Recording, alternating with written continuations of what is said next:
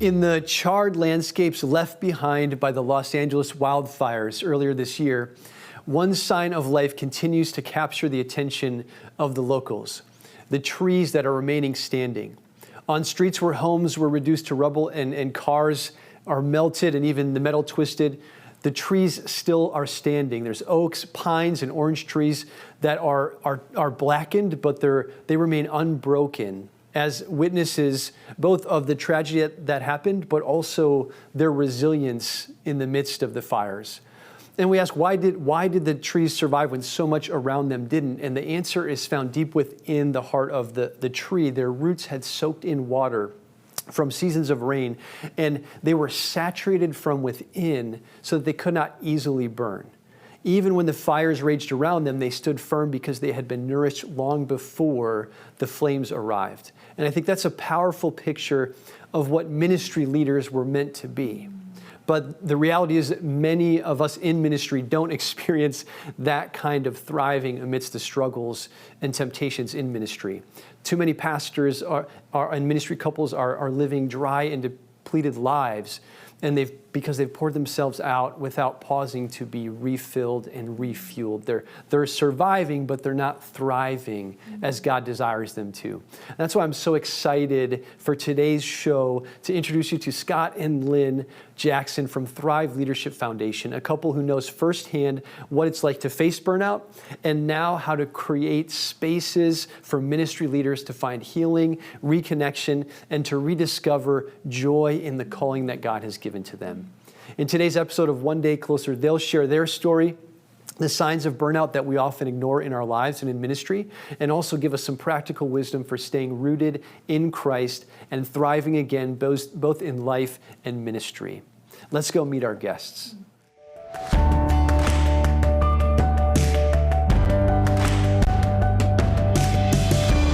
We're here today in studio with Scott and Lynn Jackson, co-founders of Thrive Leadership Foundation. Scott and Lynn, it's so great to be with you to hear about what all of us experience, but in ministry particularly, just this burnout that happens that takes us away from what God really desires for us. So thank you so much for being here. Oh, thank you for having us here today. It's a privilege to be here with you, Brennen. Great. As we start, I just want our viewers to get to know you a little better. So Scott and Lynn, just share a little bit about yourselves and your family.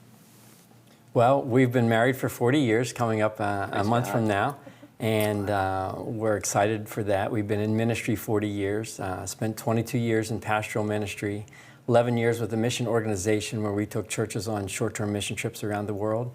And now the last 8 years, we've been leading Thrive Leadership Foundation, which the Lord led us into along that line. Wow. Yeah. And so 40 years, so you're 40 years in a month and you're in ministry for 40, your entire marriage you've been in ministry. Wow. The day after our honeymoon. Wow. Yep. Wow. Scott started at the church. That's incredible. I'm sure both, as we'll hear the challenges, but then also the blessings. Wow. Sure. So tell us about what is Thrive Leadership Foundation? Thrive Leadership Foundation ministers to those in ministry. That's the simple explanation of it. Because so often we have found and even experienced ourselves that we're often just trying to survive in ministry instead of thriving in ministry. And having gone through a time of burnout myself in ministry, spending 22 years, I was at the same church, 10 years as the assistant pastor and then 12 years as the lead pastor. During that time, I burned out and I was clueless that I had burned out in ministry. And so Thrive is there to help leaders live their lives from a renewed relationship with Jesus Christ. So often we find that people in ministry are spending time in God's Word, but they're not spending time with the God of the Bible. And so that's where it can start draining us because we're doing it in our own strength, not in the strength that He provides. Wow. And it's so interesting. In my story, I went through burnout. So many pastors that I speak to have gone through it.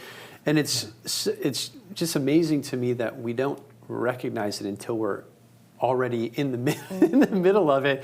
And wow, I'm so grateful that God is raising leaders up like you to say, hey, there's things we can do to help avoid that, and also things we can do to care for ourselves so that we don't just run away from the ministry that God's called us to because of the burnout.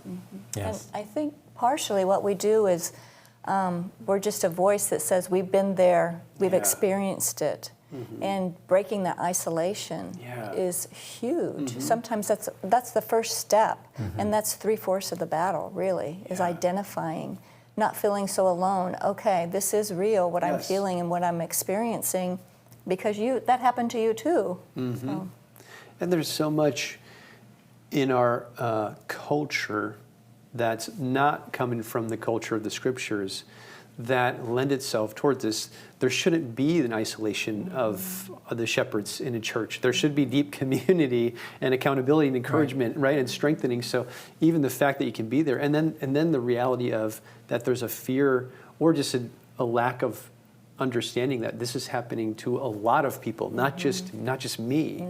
And that's so great that you can be there. Tell us a little bit about how God has used your story to have a passion to minister to leaders going through this. Well, I think probably the easiest way is to explain how Thrive started. Sure. And we were with churches and missions, and Scott would meet with pastors and challenge their church to take a short-term mission trip. And the more that Scott would meet with a pastor, they would find out, oh, you were a pastor too. And so Scott was a safe place. So there was opportunity for he to minister to the pastor, and then often for us as couple on couple, we would minister to him and his wife.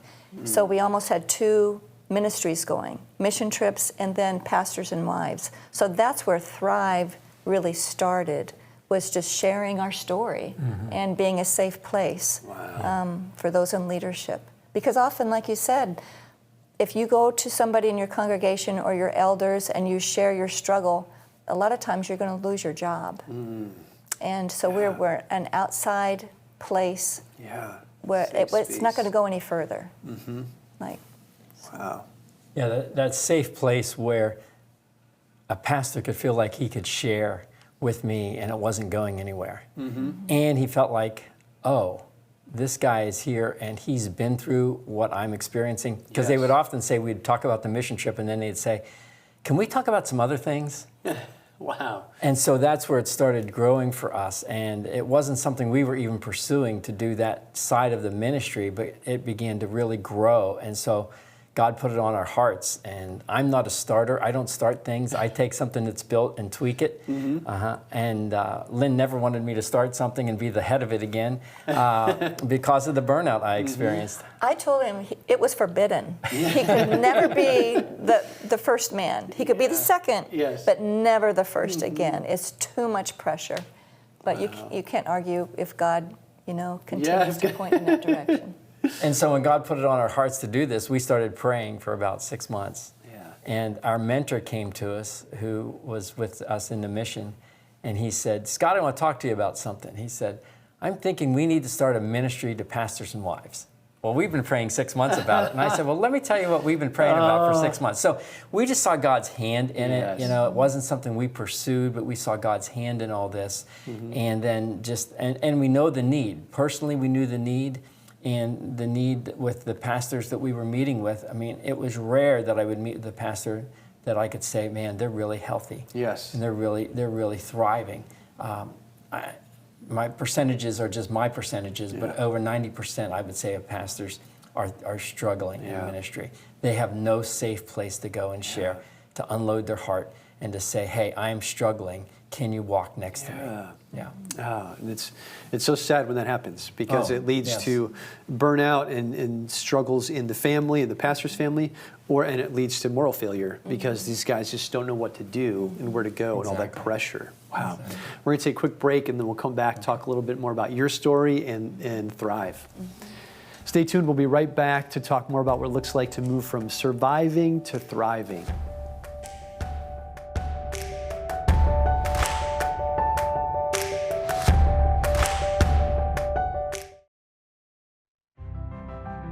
Watch Lighthouse TV wherever you go. Available on Roku, Amazon Fire TV, and Apple TV. You can view our in-house studio productions on demand, or watch what's on the station right now with our 24/7 live stream. Search Lighthouse TV online on your streaming device, or go to our website for more information. Visit lighthousetv.org to stay connected. There you can find out what's currently on the air and coming up, how to watch in your area on cable, satellite, broadcast, or streaming devices. Watch past programs or our live stream.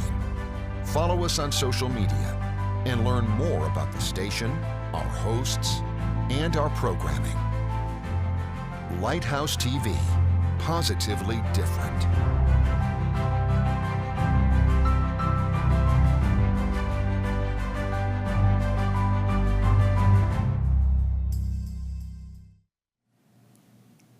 Welcome back to One Day Closer. We're here with Scott and Lynn Jackson from the Thrive Leadership Foundation, talking about what it looks like to move from just surviving to thriving in ministry leadership positions that God provides for us.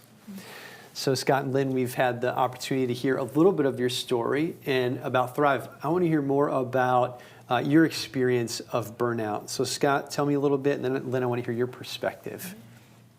Yeah,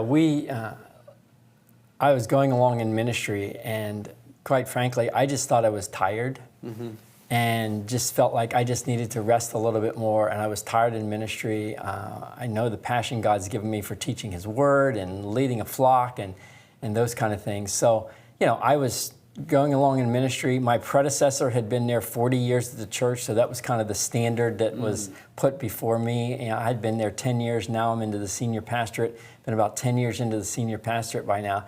But I was tired, but I didn't know what was causing it. I just thought I wasn't getting enough rest. I wasn't resting well. I couldn't really put my finger on it. And then Lynn would come to me and she would ask me all the time, do you enjoy what you're doing? And I would tell her, I said, yeah, I love preaching. I love leading the church. I love going forward, doing the ministry that God's called us to.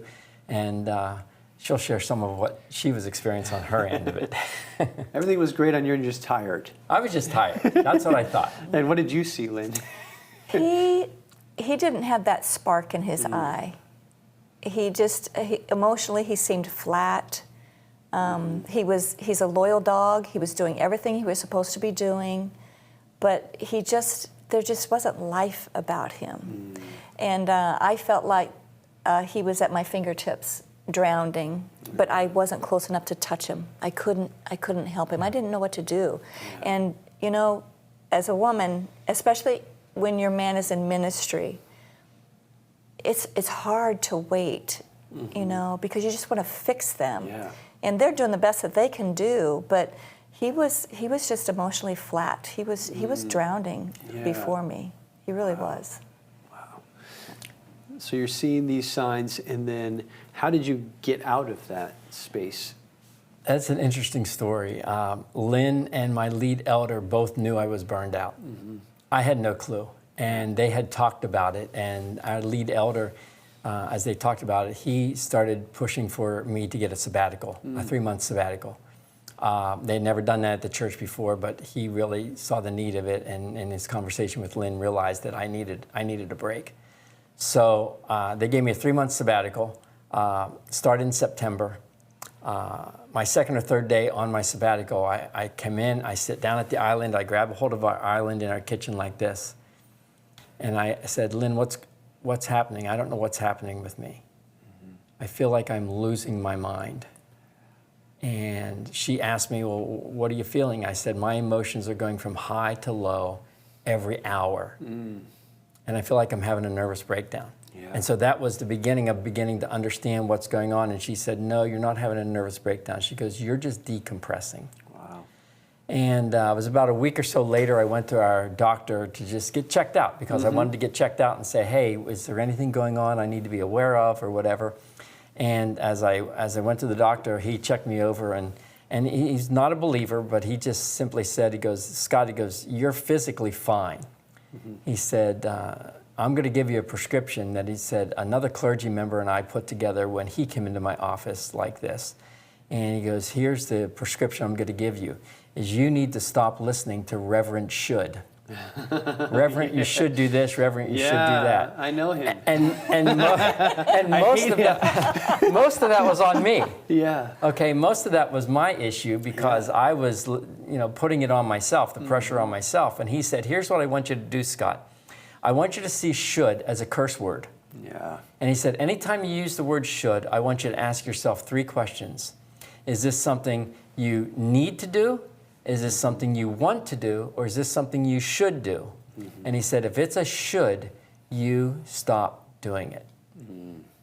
And that has been revolutionary for me. Quite honestly, I got in the middle of my sabbatical, though, and I never thought I'd preach another sermon. I was so toast. And I began to realize how toasted I was. But that was the beginning of understanding about what was controlling and what was draining me so much.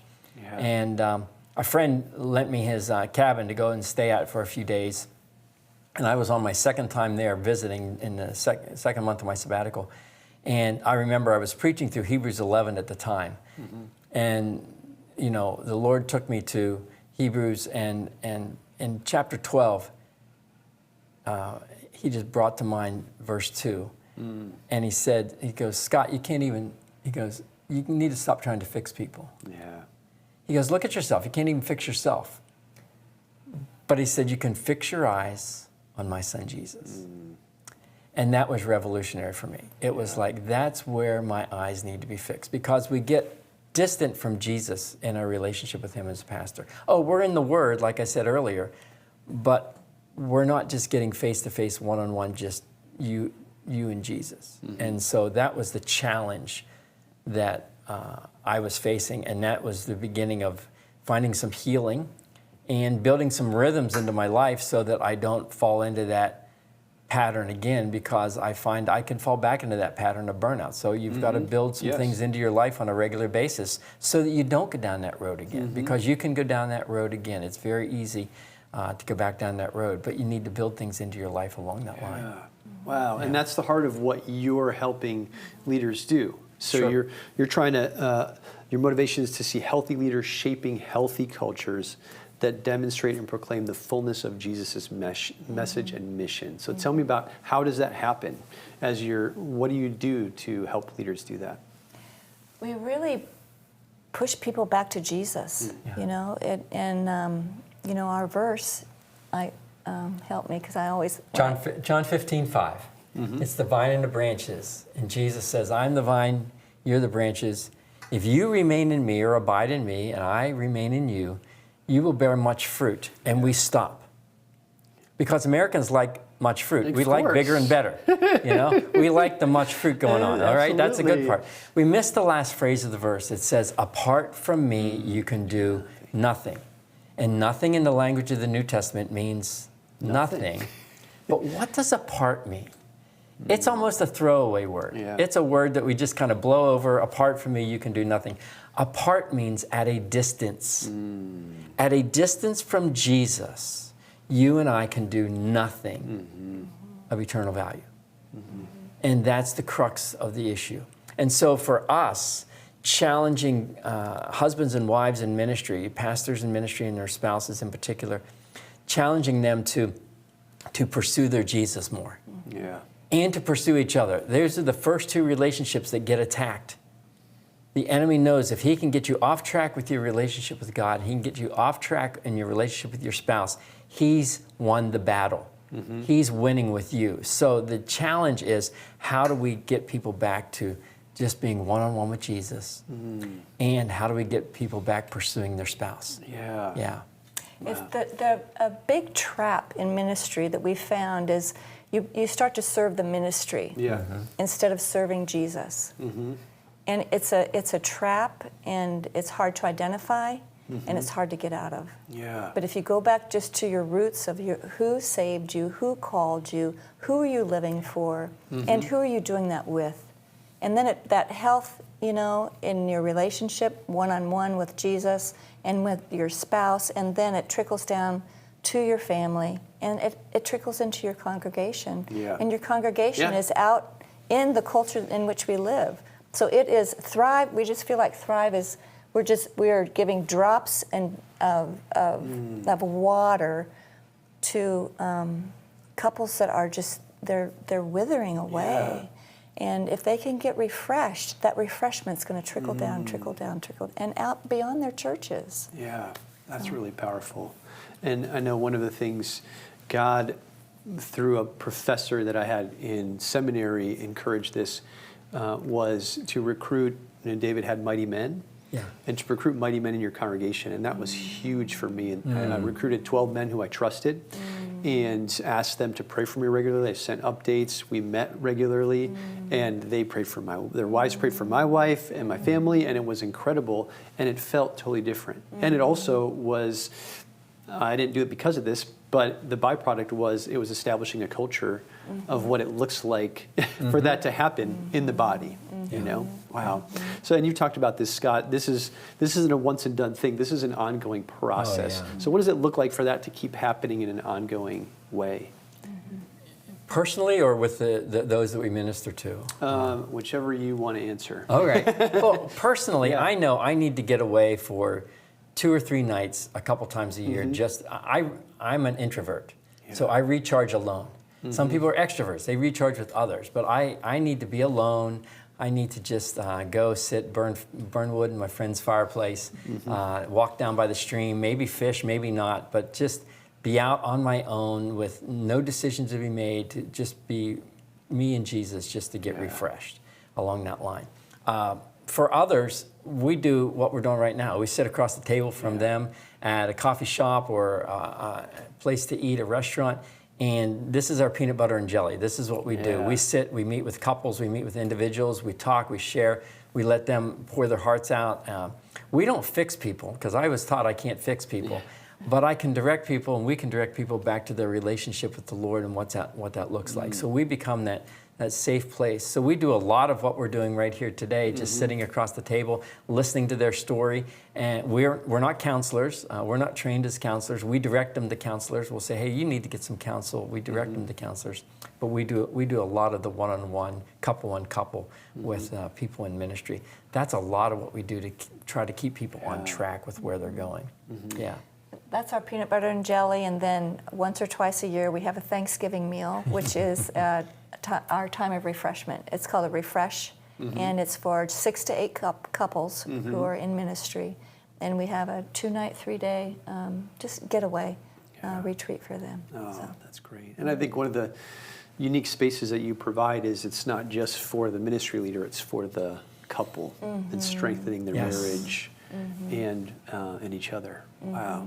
Communication skills, and Scott has, which he teaches these different tools, and I teach some of them on communication, and we both say, where were these tools 40 years ago? Especially in the ministry. I believe we're supposed to be the best leaders in the world as pastors and leaders in Christian community. There's a leadership crisis around the world. It doesn't take anybody with a lot of observation to notice that, okay?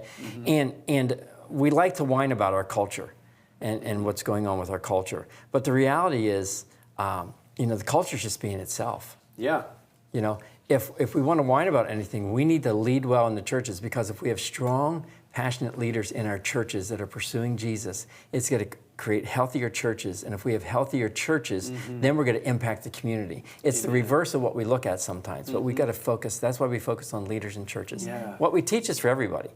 But we focus on leaders in churches. That's so great. And someone could go to thrivelead.org. So someone watching who says, I need this, or this would be a great resource for my pastor or ministry leader. Wonderful. Well, thank you so much, Scott and Lynn. This has been great to hear your heart and your story and how God's using you and other people's stories. Thanks for being on the show. Thanks for having us. We really appreciate being here. This is awesome. Thank you. You bet.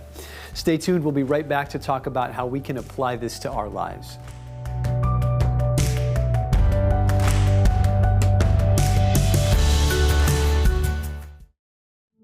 You're watching Lighthouse TV, 24 hours a day, 7 days a week. This station will feature uplifting faith and family programming. Programs focusing on defending your faith, defending your freedom, and living as a believer in today's culture. To find out more about this station and to watch original content, go to lighthousetv.org. Lighthouse TV, positively different television.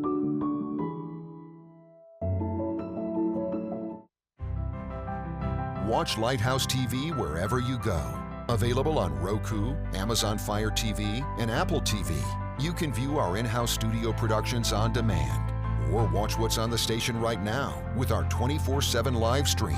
Search Lighthouse TV online on your streaming device, or go to our website for more information. Visit lighthousetv.org to stay connected. There you can find out what's currently on the air and coming up, how to watch in your area on cable, satellite, broadcast, or streaming devices. Watch past programs or our live stream. Follow us on social media and learn more about the station, our hosts, and our programming. Lighthouse TV, positively different.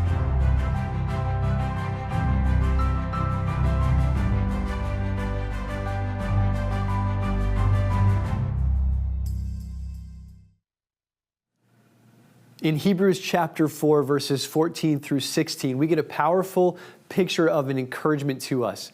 Since then we have a great high priest who has passed through the heavens, Jesus, the Son of God. Let us hold fast our confession. For we do not have a high priest who is unable to sympathize with our weaknesses, but one who in every respect has been tempted as we are, yet without sin.